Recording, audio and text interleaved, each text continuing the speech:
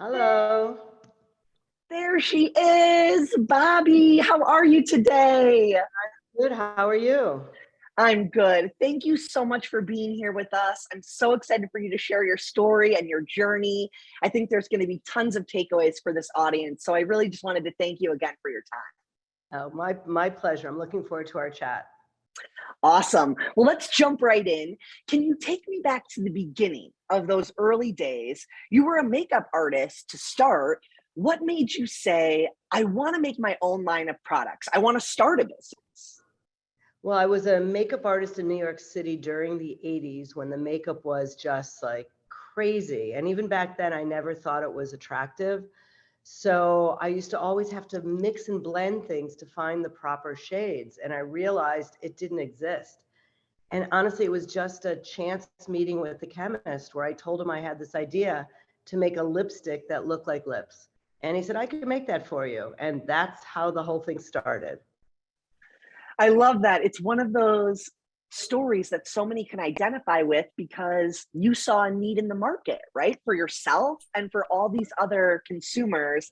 I think a lot of people, that's how they get started. They think, well, we need this and we don't have it. But I just want to tell everyone who's listening, who's probably trying to figure out their own journey. I could have said, okay, here's an opportunity. Let me go home and write a business plan. Let me try to get financing.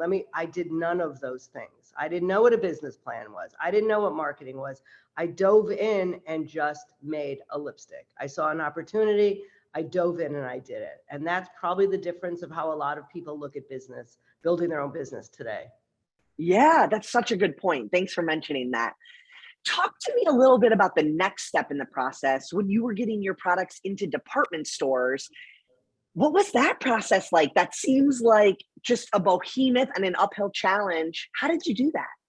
Well, I don't want to make it sound easy because nothing is really easy, but I was selling through mail order back then, through mail order, early D2C. And one day I had lunch with a friend of mine who said, come to my party. Well, first I had another lunch with another friend who said, can I write about it in Glamour magazine? I'm like, why would you want to? So we got a lot of phone calls, a lot of attention. And one day I was at a party and the woman, I asked her what she did. She said she worked at Bergdorf Goodman in cosmetics. I told her about this line of lipstick and, not as easy as snapping my fingers, but that's how I got into Bergdorf Goodman. Not That's strategic. such a cool story. Sometimes you just have to be telling people what you're up to, right? You have to be willing to talk about what you're spending all your time growing. That's incredible. Exactly.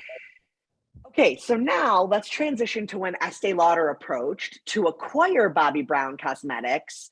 Were you really looking for a partner like that? Were you hoping that you would find someone like that large brand to acquire you? Absolutely not. I wasn't looking at all. And they weren't the first. I mean, it was probably the third or fourth company. And we weren't ready yet. It's what I did. I was, a suburban mom with 2 kids. I would get up in the morning and go to the city, do my things, go to shoots, try to figure this all out. We were not for sale. But when we met Leonard Lauder, and he basically said, what if I promise you that you could do what you love and believe in, and we could do all the things you don't like? And one thing led to another, and they were the right partner at the right time. Sounds like a pretty good deal, but obviously so much has happened since then. And we'll get up to the current speed in just a minute. But I want to quickly take a little segue away from the cosmetics because you've done so much beyond your cosmetics career. You've written books, you worked with President Obama. Beyond the day-to-day of running a business, how do you decide what other opportunities you want to pursue? I mean, I can't imagine what it would be like to get a call from the president. That seems like something you don't turn down, but how do you go about deciding what a good opportunity is and what other things you want to spend your time on? Well, sometimes, and I guess most of the time, I just kind of guess it feels right. Why not? When I was asked to be on the trade committee, my husband said, that's ridiculous. You don't like being on committees. And I ignored him because I thought, okay, President Obama doesn't call everyone and, volunteer this opportunity. It was a great opportunity. It was really interesting. And so of course I did it. And then, other things come up and I'm like, oh, that sounds cool and interesting. And I am someone who's really curious. I also like to do things I have no idea what to do. I got a call once from Marissa Meyer at Yahoo and said, would you create a beauty magazine, a digital beauty magazine? And I was still at Bobbi Brown Cosmetics. And I remember saying, yeah, I'd love to. I don't know how to type, so, okay, great. How was I going to do this job? Well, I built a team and I just took a chance and I did it. I did it for 2 years and I learned a lot.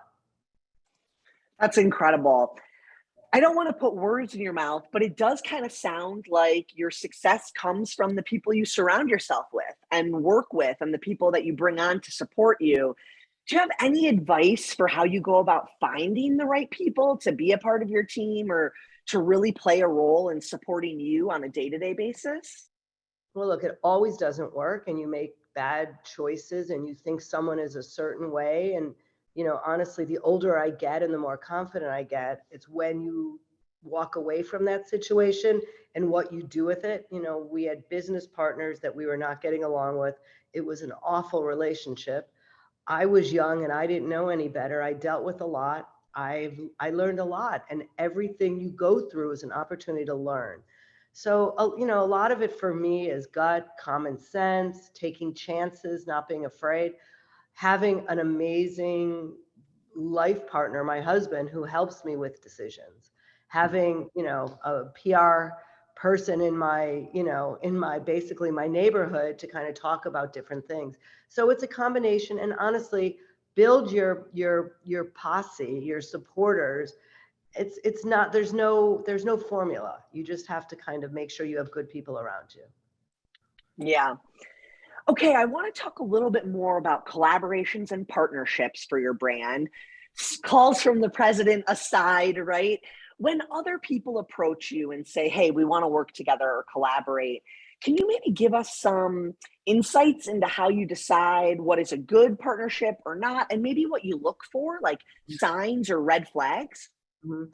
Well, first of all, time for me is everything right now. When I get called to do a reality show on Netflix, the answer is no. I might live a reality show. It's bad enough that I'm on TikTok and Instagram. So no, the answer is no. And it's a time suck. And it wouldn't be, my kids would not think it was a cool thing. So that's a no. And when I have, someone that wants me to do a shoe line, the answer is no. That would require an enormous amount of time. So for me, it's so much about creative endeavors and things that I would enjoy. I would not do anything unless I put everything I have into it. And I haven't always been successful in those endeavors, but I jump in 100%. Yeah, that's really cool. I was saving some of the questions about being a mom for later, but I feel like we should jump right into it because that's been a part of your whole progression from when you launched all the way to today. So, talk to me a little bit about being a mom, building a business, and maybe how you're able to do it and what you've changed over the years to make it work for you. Well, certainly in the beginning, when, I was married and I moved to the suburbs right from, literally our honeymoon, it wasn't cool to be a New York fashion makeup artist and live in New Jersey, but I did it anyways. And I had a baby, like almost a year and a half later. So that wasn't cool either. I had to figure out how to make things work. And it was really tough. And again, if I didn't have my husband, who was an incredible supportive husband, when the kids got sick, when they had to do something, it would have been impossible to do. I made sure I was staffed up at home, whatever it meant. I always had, when my boys were young, I would hire mannies because they would, play with them in the backyard. So I always figured out how to make things work. I think it's being an entrepreneur, not just of business, but of my life. Like I figured out hacks. So I'm so grateful. We have 3 sons, 2 are married, and, our family is growing, and my family has always been more important to me than my work, but they kind of meld together. Yeah. Okay, I want to dig just a little deeper on that. You said something that I love. I always make sure I'm staffed up at home. I think so many women, especially as their moms and trying to start a business, they feel like they have to do it all. It sounds like you have a fabulous husband, but you must have had to have some conversation, some communication. Can you give us any insights into how you were able to divide the labor at home and maybe ways that you made that work for your lifestyle? Yes, and it was a constant, constant juggle. And I've been married 33 years, and in order to have a happy home for me and a happy work life and everything, I need a happy husband. So, my marriage and my relationship was always as important as everything else. So that's number one. And we talked about a lot of things, and trust me, it wasn't always just easy. He was in law school. I was, running a business and traveling, had a lot of things on my plate. We somehow managed to make it work. And when I say staff up at home, like, we're not staff people. I probably didn't have enough help. Actually, Susan Sarandon, when I was doing her makeup around that time, she said to me, listen to me, go hire someone for the weekends, not to play with your kids, but to be at home and clean your house and get your house in order and take your kids. I didn't listen to that. And that's one of the things I regret. I sent my kids with my husband, and I cleaned and I grocery shopped, and I didn't get any awards, by the way. but that would be my advice. Try to figure out how you could spend more time with your kids. That's fabulous advice. I'm so glad we snuck that in the middle.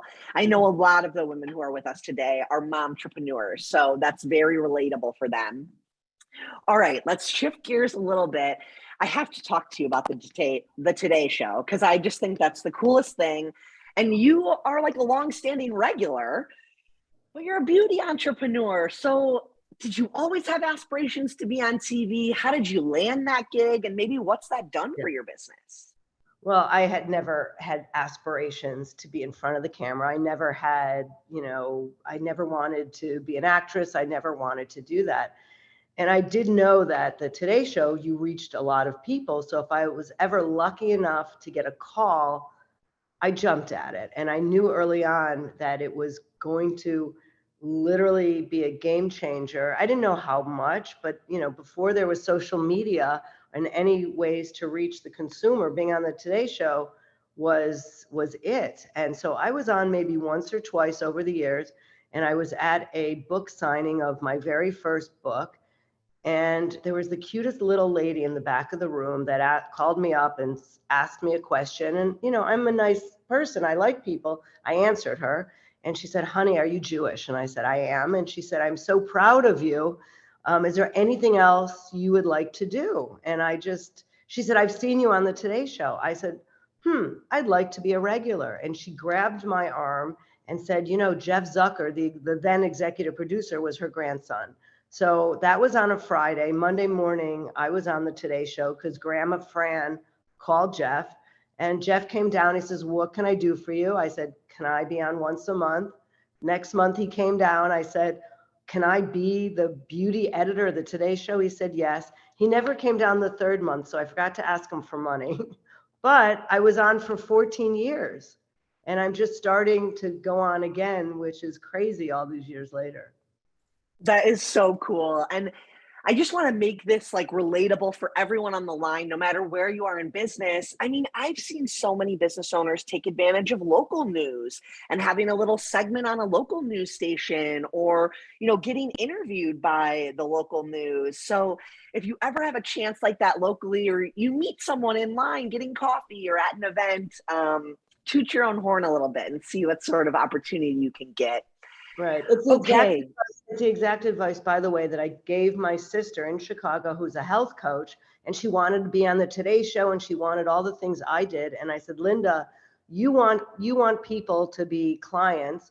Go, where do they read? The local newspapers, the local magazines, the TV shows. And now she's got a full-time business because she did that. That's so cool. I think it's a perfect time for us to transition a little bit and let's tell the story of how Bobbi Brown was your namesake, it got acquired, and then kind of what that process looks like. I have to say, when I'm talking about Jones Road, a lot of my friends know who we're talking about. But when I was telling some folks about the session, they were like, wait, Bobbi doesn't have her Bobbi Brown. She has a whole nother line. So let's bring everyone up to speed on what happened with your Bobbi Brown line. And can you even talk a little bit about that non-compete and what Sure. that period was like? Sure. So my husband and I sold the company with these partners after 4.5 years. I signed a deal to become an employee. So I was a corporate employee for 22 years. Okay. Had no idea what it meant to be a corporate employee. That's a whole nother thing. And I stayed. And when we sold the company, my husband said to me, well, they want you to sign a 25-year, a 25-year contract that you can't do anything else, and a non-compete. And I was in my early 30s, and I counted on my fingers. I'm like, I'm going to be in my 60s. I'm not going to want to work when I'm that old. Okay, I'm turning 65 on my next birthday. So clearly that wasn't the case. So I literally stayed as an employee 22 years. Things got really rough at the end. I left in the fall of 2016, I think it was 16 or 17. I can't even remember anymore. And I had 4.5 years on a non-compete. So what does a crazy entrepreneur, serial entrepreneur do? I renovate a hotel with my husband. I open a TV and photo and event studio in Montclair. I did a line of Just Bobbi counters at Lord & Taylor, worked on a wellness line called Evolution 18, which doesn't exist anymore, and ideated Jones Road Beauty. I didn't think I was going to go back into the beauty business. I missed a lot of things, and I felt I really had something to add and something to teach women. So Jones Road Beauty was launched on the day the day after. I wanted to do it the day of, but the lawyer said, wait till tomorrow. Okay, I'll wait one day. So we launched the day after my non-compete was up. By the way, it was a week before the presidential elections, in the middle of the pandemic, in the middle of all the social unrest, and everyone told me not to do it, and I did it. And we launched on the Today Show with a story in the Wall Street Journal and Elvis Duran, and then the rest kind of was thrown up in the air and said, here goes. It's such a wild story because it has so many different elements in the time period, right? It's like understanding what was happening in the corporate world for so long, wanting to get back to doing your own thing, but not doing beauty, and then coming back to beauty. I want to pause really quickly on the years of that non-compete when you were touching into other industries. Maybe let's look at the hotel just as one example. How did you decide to switch into that industry, and how did you educate yourself or learn about how to be successful in a completely different industry? Well, I never said to my husband, I want to be in hospitality, never in, a heartbeat. But when I called my husband and said, I left, I'm done, he came in and he said, well, I just bought this building. What do you think of turning it into a hotel? And I thought, okay, it's a 32-room boutique hotel in our hometown of Montclair. I know nothing about anything except I travel a lot. I know what I like in a hotel. I know what I don't like. I always think about people's, the customer experience in whatever they do, whether it's buying a bag of makeup or, coming down to get a cup of tea in the lobby that you don't need room service for, all those things. So with my team and his team and a few other people, we literally renovated this old beat up, once amazing building. And now we have this incredible hotel. We've had the most amazing guests, from celebrities to just everyday people. And it's been great. It's called the George Hotel in Montclair, New Jersey. It's beautiful. I was doing a little searching last night when I was looking things up. I used to work for Marriott, so I'm always fascinated by the hotels of today and what they look like. And you've done a really beautiful job with that property. So congratulations. Thank you. I'm trying to think about where I want to take this, because I do want to dig a little deeper into this idea of just trying something and having an interest in something and it not working. Maybe Evolution 18 is a good example of that. Do you want to tell everyone about what that was, kind of how it evolved, and then how you decided to no longer continue? Absolutely. So part of my contract, I needed permission from the corporation to work on something. And it was a vitamin line. So they gave me the permission. They probably didn't think it was going to be anything. And it turned out to, grow really fast. People were very interested in what my next gig was. So I basically met through, again, and I didn't go out and look for it, but I met through a mutual friend, a vitamin manufacturer who basically said, what do you want to do? Let's go partners, and we met with QVC, who I had a history with, and they said, anything you want to do on QVC, we'll do. So I dove in, I put a few people together, and it was I don't even know if it was 3 years, 4 years, and it had a life of its own. And I approached it the same as I did a makeup company. The difference is, instead of selling at Bergdorf and Saks and Neiman's, we were selling at QVC, Kohl's, and Walmart. Very different. So I've had both experiences, Amazon, and you know what? It wasn't fueling my passion, and it wasn't having incredible success. A lot of problems, but at the same time, I started doing the ideation and working and building a team on Jones Road, and that it was clearly what I loved and what I enjoyed and what I knew. So I walked away from it last September. Yeah. And I think it takes a big person to decide whether it's what interests you and what motivates you, or just if the money isn't coming in to make it worth your time. That's a hard decision. And sometimes being willing to quit and pivot Mhm. is the best next step. But Spend I your also energy don't on look something at it, else. I don't look at it as a failure, okay? Yeah, Because talk about that. I've had so many successes, and when something doesn't work, it's like, okay, you could dwell on how and why it didn't work. I had a glass of eyeglass line that was successful for a while, and then it wasn't. So both of those endeavors, I'm like, okay, this isn't working right now. I'm not going to do it. Luckily, I had other things to keep myself occupied, but I don't look at those things as a failure. I look at them as an opportunity to learn what is not working and what I can't do. Absolutely. I'm going to give a call out to everyone who's with us. We will have some time for Q&A with Bobbi. So hover your cursor over the bottom of the screen you're watching us in. You should get a little toolbar pop up. And there's a little button labeled Q&A. It looks like two overlapping bubbles. Type in there. My team will source those questions to me once I finish up with the next few that I have for Bobbi. We'd love to hear what you guys want to know about, and we can certainly throw some live questions her way.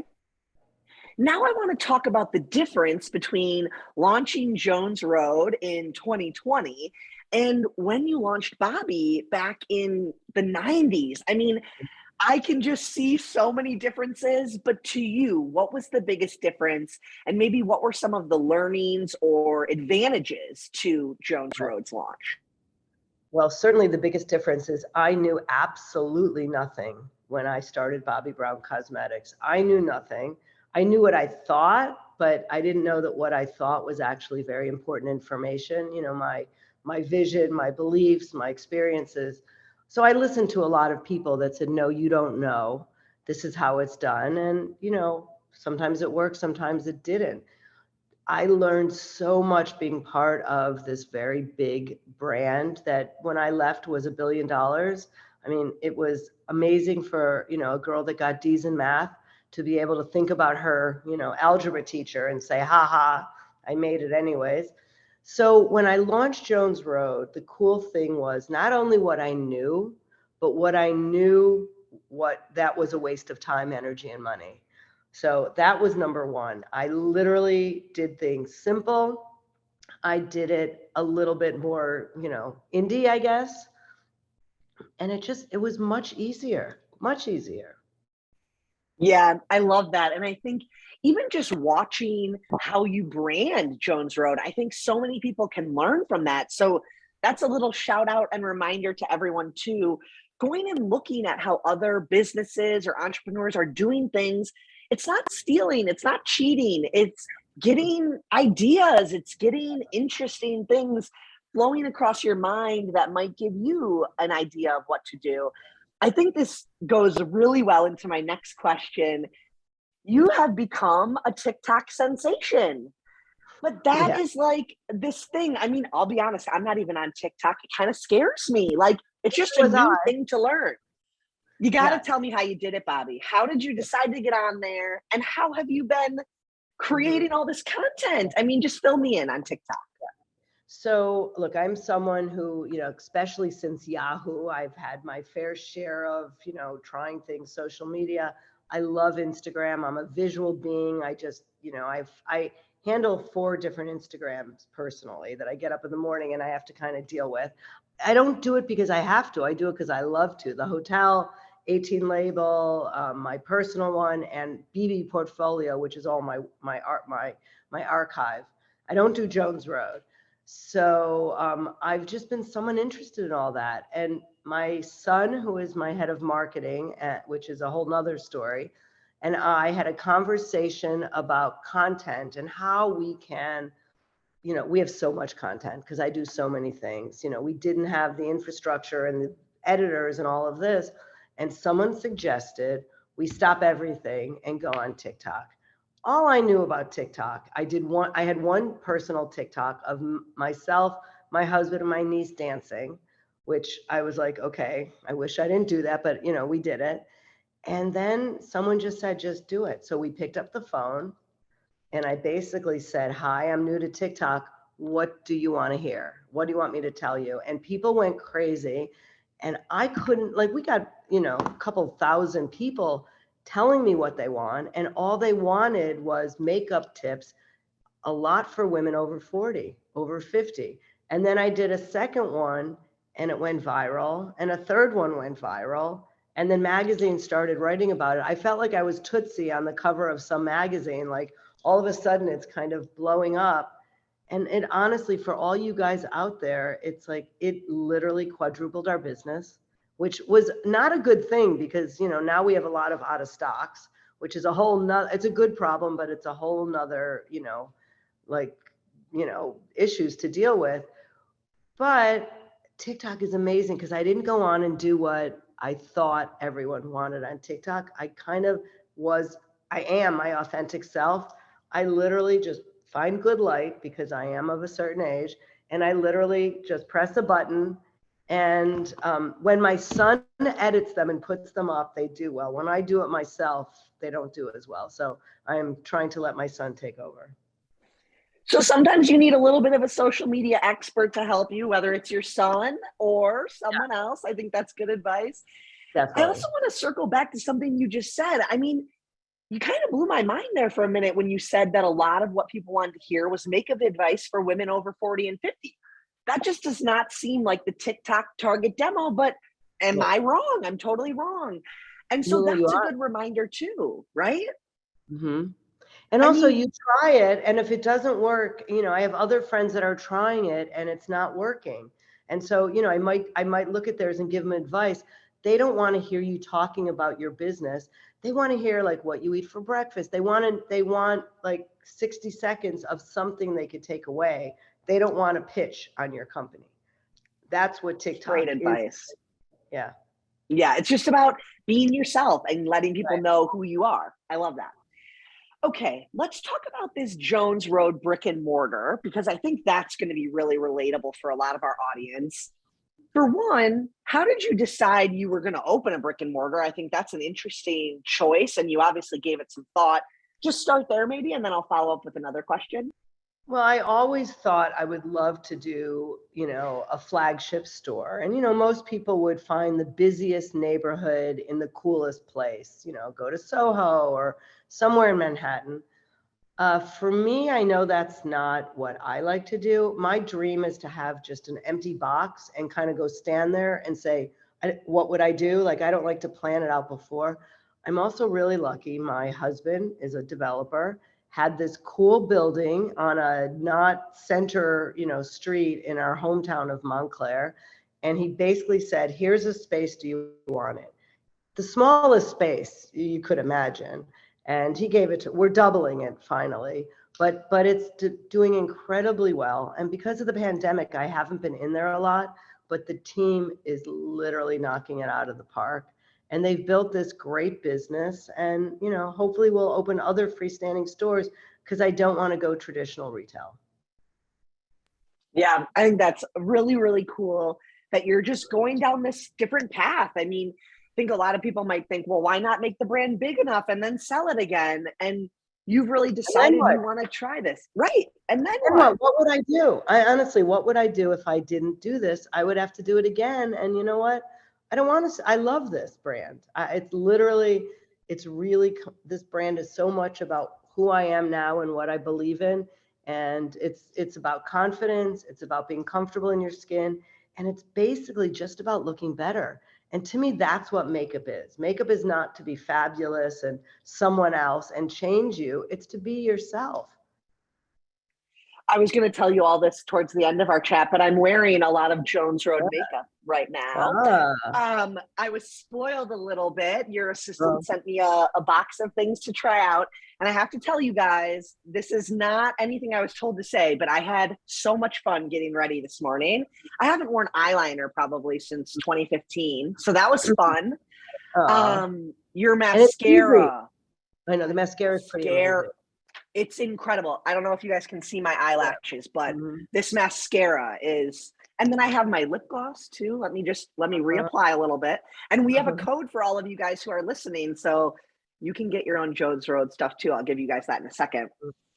Okay. I want to talk a little bit about being a female powerhouse in your industry. Even though the beauty industry serves a largely female audience, most businesses in the beauty industry are still led by men. Female CEOs are the exception, not the rule. Was it hard being a woman when you started your career? How has that maybe evolved? And do you have any advice for women who are working in male dominated industries? You know, I honestly never felt that I was any less because I had a bunch of, you know, men barking at me. And, you know, I learned that it was easier just to say, I hear what you're saying. I hear what you're saying, and just leave the room and do whatever you want, than fight with them. And, you know, I learned I'm an observer. So I learned a lot watching women in these meetings who are sitting on the edge of their chair waiting to kind of pounce with something they have to say. And no one, and it just didn't make them sound powerful. And I saw the men sitting back, waiting for an opening, and then saying it in a very loud mouth. So I watched this and I'm like, okay, I'm 5 feet tall. I don't have the Harvard degree or Stanford degree, but I do know what I believe in. And so I kind of sat back and I waited, and then I just said it, like, not in marketing terms, not in business spin, in real words. What you're saying is this, and I don't agree with it. And literally the people around the table would look at me like, is she really saying what's on her mind? And I'm like, yeah, I am.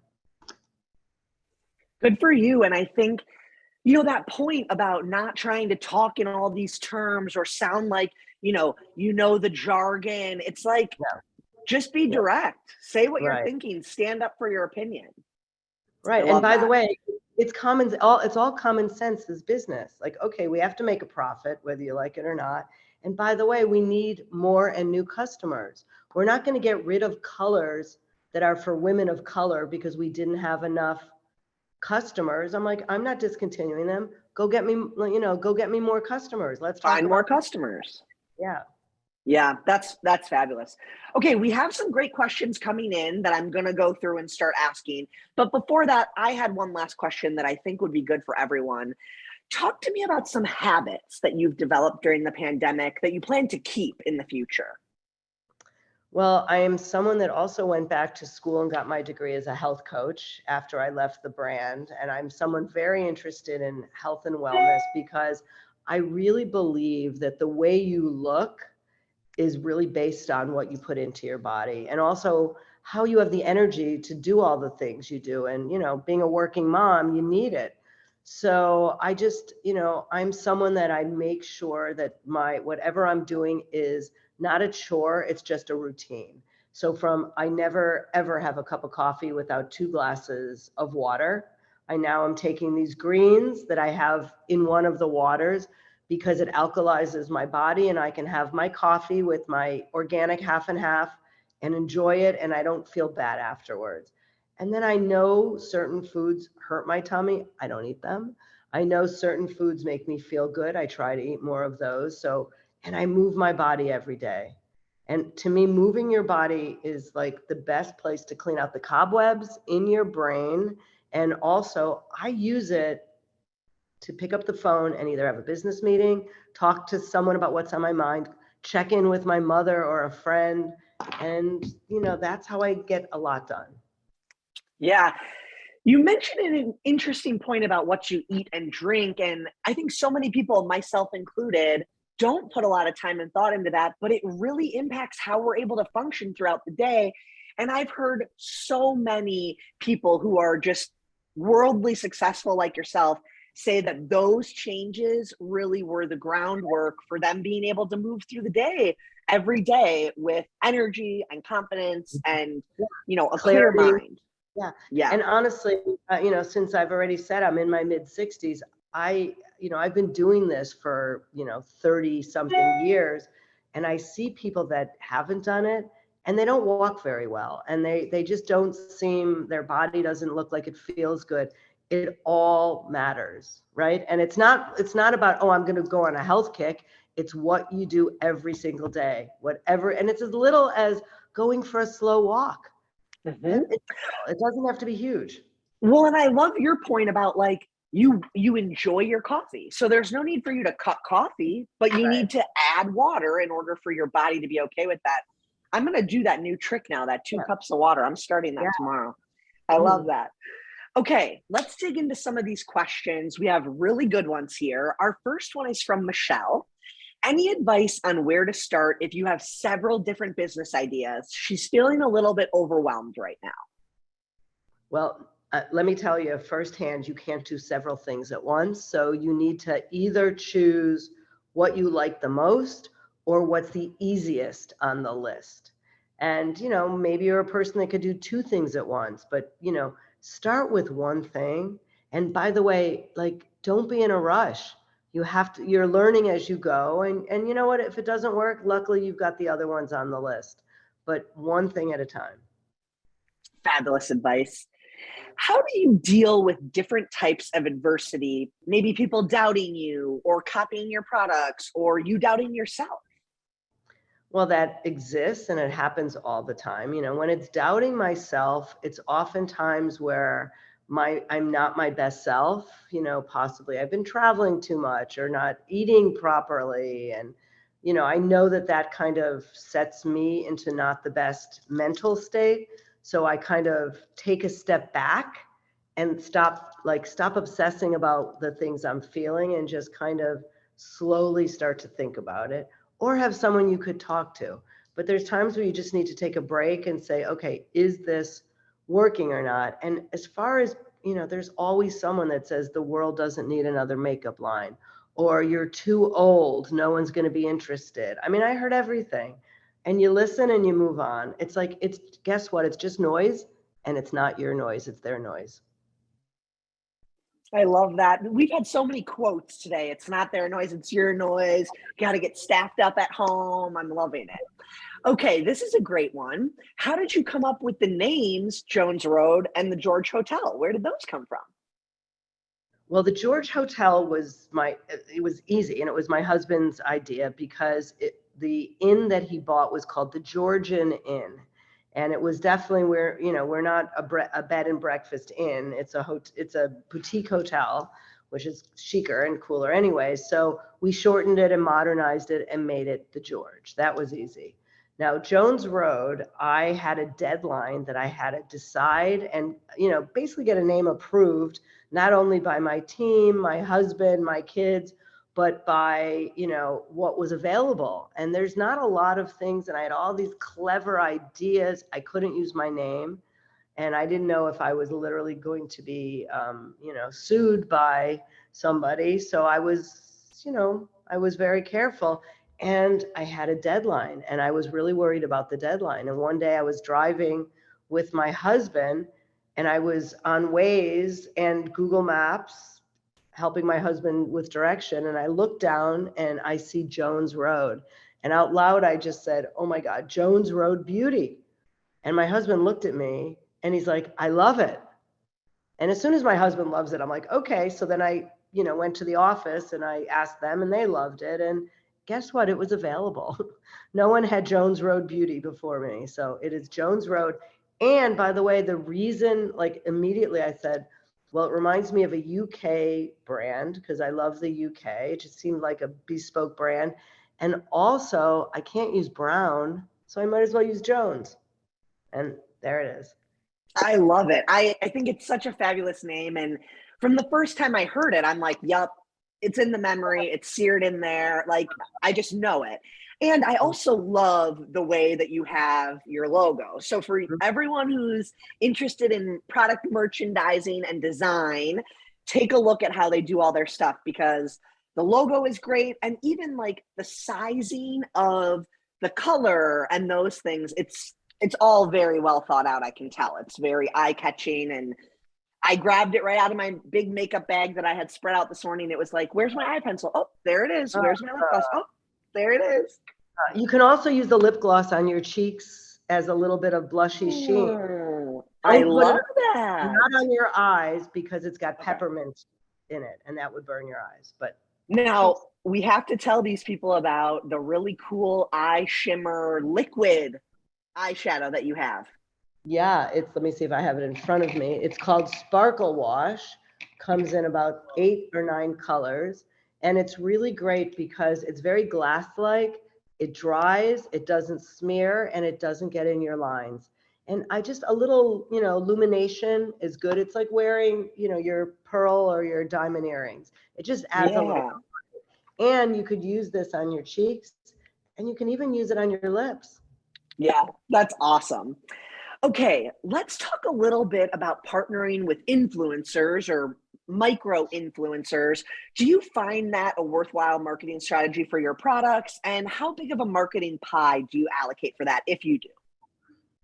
Well, first of all, I never wanted to be the brand that depended on, just paying people to market the brand. I love people that love Jones Road and write about it. I love people that use it. We give out enormous amounts of makeup to people just to try and get it in their hands. We do have a strategy. We hire content creators that make really great content.